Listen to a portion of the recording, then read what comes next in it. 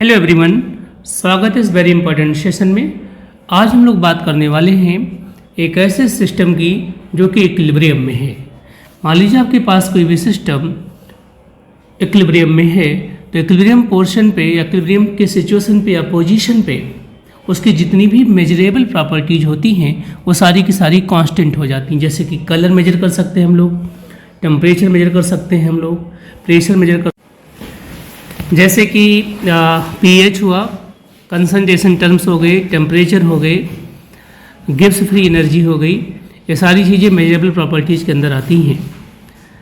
साथ ही साथ जो सबसे इम्पॉर्टेंट चीज़ ये है कि इक्विलिब्रियम एक ऐसा स्टेट होता है जिसपे सिस्टम्स की एंट्रोपी मैक्सिमम होती है। ये सबसे इम्पॉर्टेंट बात है।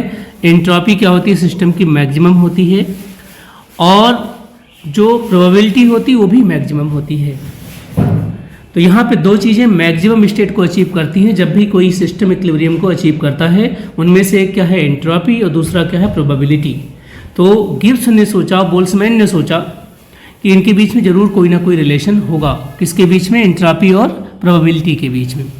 तो in 1896 Boltzmann give relationship between the entropy and probability. और ये जो रिलेशन है ये आता है entropy is equal to B K times of L N W. K क्या है? बोल्ट्जमैन कांस्टेंट है, जिसकी वैल्यूज क्या होती है? जब भी हम गैस कांस्टेंट को एवोगाड्रो नंबर से डिवाइड कर देते हैं तो के आ जाता है, जिसकी वैल्यूज होती है 1.38 × 10⁻⁻23 जूल केल्विन होती है। जूल केल्विन होती है ये वैल्यू, जूल केल्विन।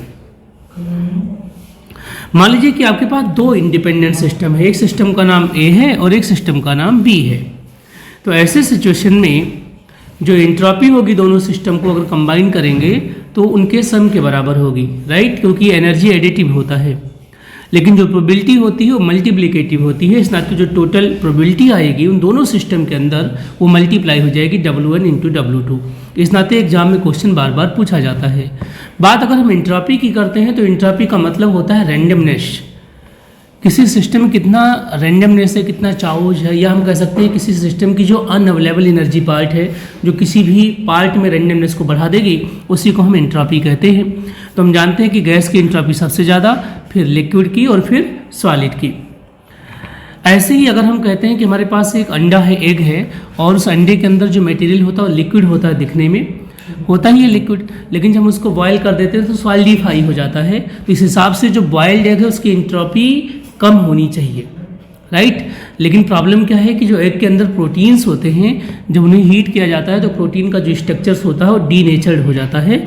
इस वजह से बॉइल्ड एग की एंट्रोपी क्या होती है? नॉर्मल एग से ज़्यादा हो जाती है। साथ में कई बार एंट्रोपी के क्वेश्चन ऐसे पूछे जा सकते हैं कि आपको बहुत ज़्यादा चीज़ें गिवन नहीं होती हैं, तो आप वहाँ पे मास को आप पॉइंट ऑफ करेंगे। जैसे CCl4 हो गया, CaCl3 हो गया, CH2Cl2 हो गया, CH3Cl हो गया, CH4 हो गया। इन सभी में अगर एंट्रोपी देखनी हो तो जिसका मॉलिक्यूलर मास ज़्यादा होगा उसकी एंट्रोपी ज़्यादा हो जाएगी।